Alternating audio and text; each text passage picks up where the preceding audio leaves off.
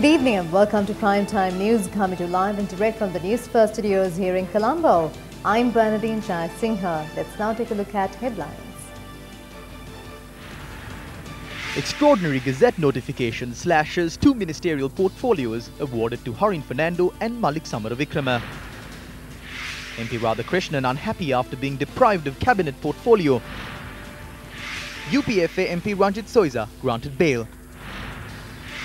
Rupee depreciates further, economic growth rate to fall short of projections.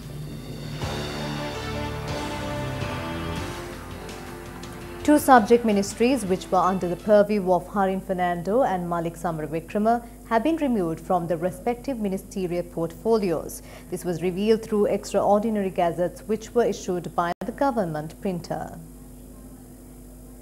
On the 20th of December, Harin Fernando was sworn in as Minister of Telecommunication, Digital Infrastructure, Foreign Employment and Sports. On the same day, Malik Samaravikrama was sworn in as Minister of Development Strategies, International Trade and Sciences, and Technology and Research. Surprisingly, the Extraordinary Gazette issued on the 26th of December claims both Fernando and Samaravikrama have resigned their offices with effect from the 21st of December. Another Extraordinary Gazette issued on the same day published the ministries for Fernando and Samaravikrama, however excluding one from each minister. The Ministry of Digital Infrastructure was removed from Harin Fernando and Science, Technology and Research were taken off from Malik Samaravikrama. Another Extraordinary Gazette issued on the same day noted non-cabinet ministers Ajit P. Pereira and Sujiva Senasinghe were given those ministries. Meanwhile, leader of the Upcountry People's Front, V. Radhakrishnan, issuing a release, expressed his regret as he was not awarded a cabinet ministerial portfolio. MP Radhakrishnan said that during the crisis he pledged his support to Ranil Wickremesinghe. He adds that Ranil Wickremesinghe promised to award a cabinet and deputy ministerial portfolio to the Upcountry People's Front. Ranil Wickremesinghe had assured him that the Upcountry People's Front will be given the portfolios of State Minister of Education, non-cabinet Minister of Hindu Affairs and another deputy ministerial portfolio. The MP goes on to note that although the promises made to his party were not fulfilled, the Tamil Progressive Alliance had been awarded 2 cabinet ministerial portfolios. V. Radhakrishnan is also a member of the Tamil Progressive Alliance. Other members of the alliance include Mano Ganeshan and P. Digambaram. V. Radhakrishnan in his release stresses that he will only accept a ministry at which he could serve the people and adds that he will not accept any other position. However, he also stated that he will not join the opposition. Steps were taken to stop the purchase of ministers for money. When these steps were taken, the general public of the country said that this was revealed by Range Bandara, and because of that, he should be given a ministerial portfolio when the new government is formed. Some people say that it would have been better if I took 500 million rupees and taken the ministerial portfolio that SB Disayanaika offered. I am repeating a story that the people say.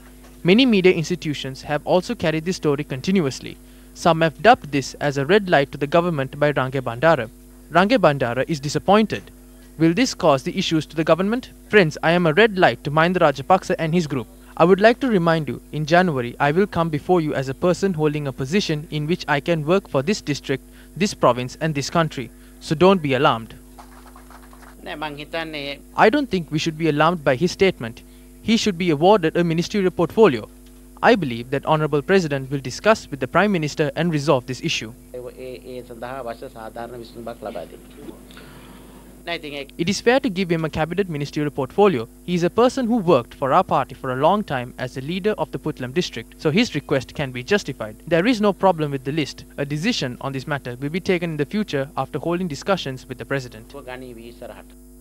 Parliamentarian Dallas Alahap Peruma, issuing a media release today, accused the government of attempting to increase the number of ministerial portfolios by depicting the government formed with the support of just one MP from the Muslim Congress as a national government. He adds that this attempt does not comply with the provisions of the constitution of the country.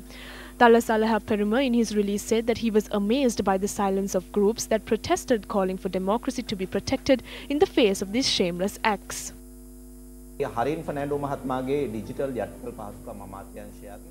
subject of digital infrastructure of Harin Fernando and the subject of science and technology and research of Malik Samaravikrama have been removed and assigned to Ajit P. Pereira and Sujiva Senasinghe.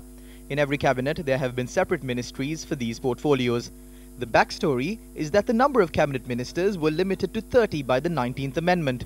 When calculating the 30 cabinet ministers, the President and the Prime Minister are definitely members of the cabinet. So besides them, there is only room for another 28 ministers. No more cabinet ministers can be appointed. Now they are tactically trying to depict Ajit P. Pereira and Sujiva Senasinghe as non-cabinet ministers. They are simply trying to increase the number of ministers. They are simply known as non-cabinet ministers. These sorts of things were there in the country. But this was the framework created by the 19th Amendment. They are trying to shamelessly violate this framework and slide under it. Even when Arjuna Mahendran was brought into the country, we said that this was what they are trying to do. When the coal deal was being struck and when the Singapore FTA was being signed, we continuously said that they are trying to undermine the process. Because there are about 6 cabinet papers prepared at the Ministry of Information and Digital Infrastructure, these people will be brought in daily. This is merely an attempt to bypass the system.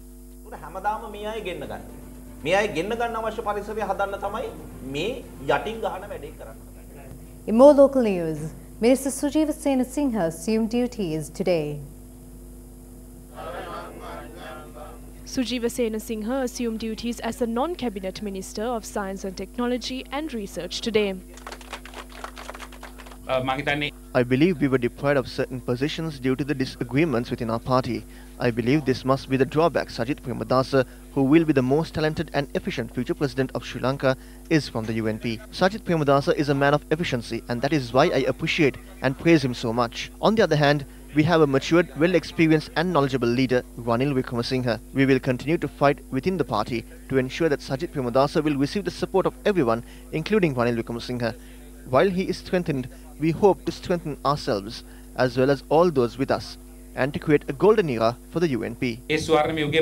While several backbench MPs of the UNP participated in this event, former Minister Mervin Silva was also among the participants.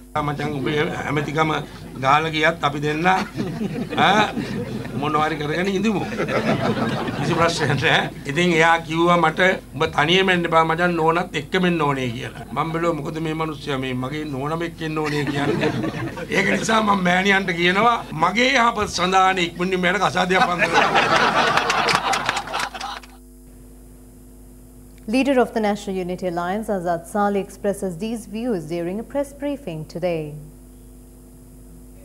The UNP's working committee has met last week and they have decided to extend the period of the leadership by 1 more year.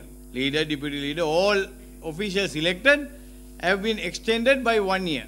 At that moment, Sajith Premadasa was not present at that meeting. Iran Vikramaratne gets up and says, we can't do this because we have to oblige and we have promised that we will implement the Ruwan Wijewardena Commission report. So we have to implement that. No, we can't be discussing that today.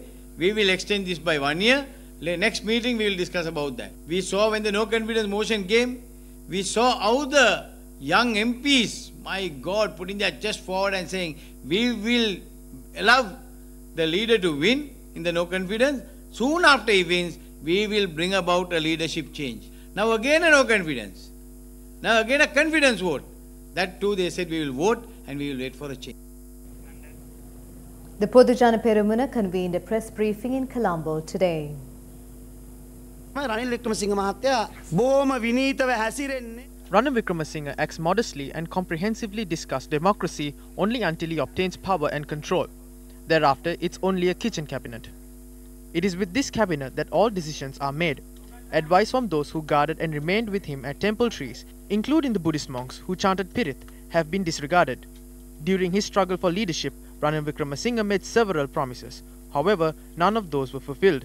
He will not give leadership to Sajith Premadasa or Navin Dissanayake or Ravi Karunanayake. Leadership will not be given to those who are capable and efficient. He is afraid of facing the public or an election. The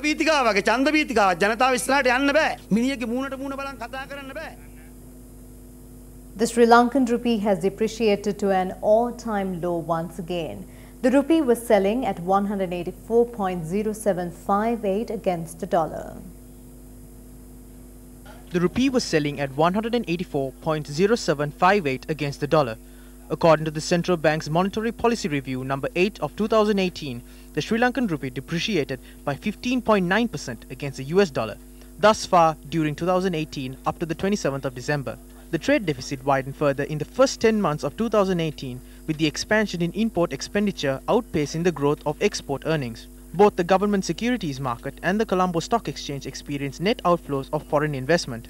Sri Lanka's gross official reserves, which stood at $8.4 billion by the end of July, have declined to $7 billion. As per the provincial estimates of the Department of Census and Statistics, the Sri Lankan economy recorded a modest real GDP growth of 2.9% year-on-year during the third quarter of 2018 compared to the revised growth of 3.6% in the second quarter of 2018. The report stated that the real GDP growth is likely to be low in the fourth quarter of 2018 as well. The Monetary Board of the Central Bank was of the view that it is appropriate to continue the current monetary policy stance to stabilize overall economic conditions. Accordingly, the Monetary Board decided to maintain the standing deposit facility rate and standing lending facility rate of the Central Bank at their current levels. Prime Minister Ranil Wickremesinghe arrived at the temple of the Sacred Tooth Relic and received blessings. The Prime Minister, who arrived in Kandy, visited the Askiri temple and called on the Mahanayaka of the Askiri chapter, Most Venerable Varakagoda Sri Jnanaratna Thera.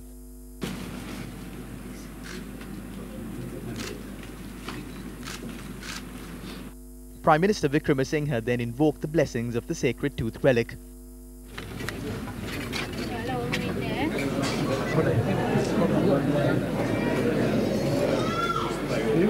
He then called on the Mahanayaka of the Malwatu chapter of the Siam sect, Most Venerable Tibbatuave Sri Sumangala Thera. I have held discussions with the parties in the opposition as well. I have also spoken with the United National Party. When we are making a constitution or when we are bringing in amendments, we will not change a single letter of clause 9, the one that mentions about giving prominence to Buddhism. We will protect the unitary state. I have informed the Mahanayaka Theras of both these points. The Prime Minister also took part in an alms giving to declare open the newly constructed hall in the premises of the Malwatu temple. Minister Sajith Premadasa says that officials of the Archaeology Department and the Department of Cultural Affairs carried out an investigation into the incident where an organized group had vandalized Buddha statues in Mavanella and several other areas. Issuing a communique, the Minister of Housing, Construction and Cultural Affairs, Sajith Premadasa, through preliminary investigation, it was revealed that the statues were not of archaeological value. The minister's communique says that importance of reconstructing the Buddha statue that the people venerated is a fact that cannot be ignored. The release further states that the money that is required for the above reconstruction has been estimated and that the future actions will be completed during the next week. Leader of the National Freedom Front, Vimal Veeravansa, expressed these views during a media briefing held in Colombo today. We suspect that the government is behind this. When we consider the events that took place in Digana Kandy previously, it is the government that must clear these accusations. When such incidents take place, people are produced in courts and thereafter imprisoned. However, investigations will not go up until the brainchild responsible for these incidents. There is a person who is controlling this. Parliamentarian S.M. Chandrasena expressed these views at an event held at the Anuradhapura Municipal Council.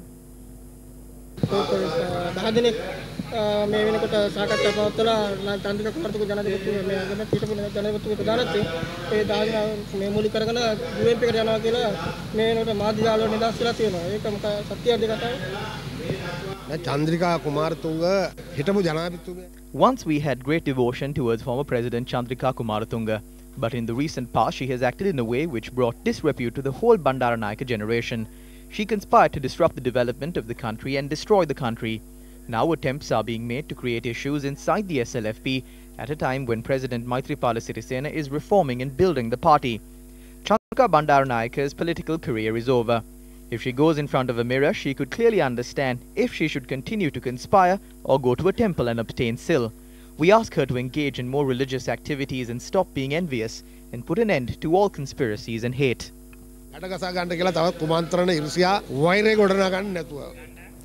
Responding to the statement by Vimal Veeravansa, parliamentarian S.M. Marikkar expressed these views. Vimal Veeravansa says he knows who the mastermind behind this is, even though the police doesn't know. We propose to Vimal Veeravansa, if he is dedicated towards reconciliation, if he is dedicated towards the country and he truly loves the country, turn over this person that you know of and we will punish him. But don't just shout at various places, because we are aware that you know of this person. The reason is that you might still be having connections with the people you provided vehicles through ministries and also provided fuel to create racial tensions in the past. We request that you use these connections to reveal the people behind these. The Students' Union of the Wimber University expressed their views over the recent assault that was carried out on 2 university students. The prevailing situation is due to a fight between 2 groups of students and not due to ragging. As university students, we condemn any form of harassment. This is not an issue that must be emphasized this much. This was only an issue between students. A certain group of individuals are attempting to bring in divisional politics into the university system. This is what has caused all these problems. 2 first-year students of the Wimber University were assaulted on the 26th of this month. When our news reporters visited the university premises to report on the incident, a group of students of the university had made objections to it and stated that the incident should not be reported. Coincidentally, the views expressed by this group of students was identical to the views expressed by the president of the Students' Union of the Wimber University.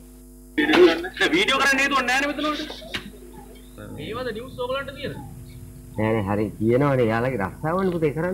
2 students who were assaulted are still receiving treatment at the Kuliapitiya General Hospital.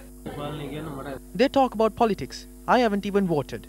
It's only been 1.5 weeks since I joined university. This is ragging, and I was assaulted because I refused to be part of their rag. They started assaulting us, saying that if we don't consent to ragging, they will kill us.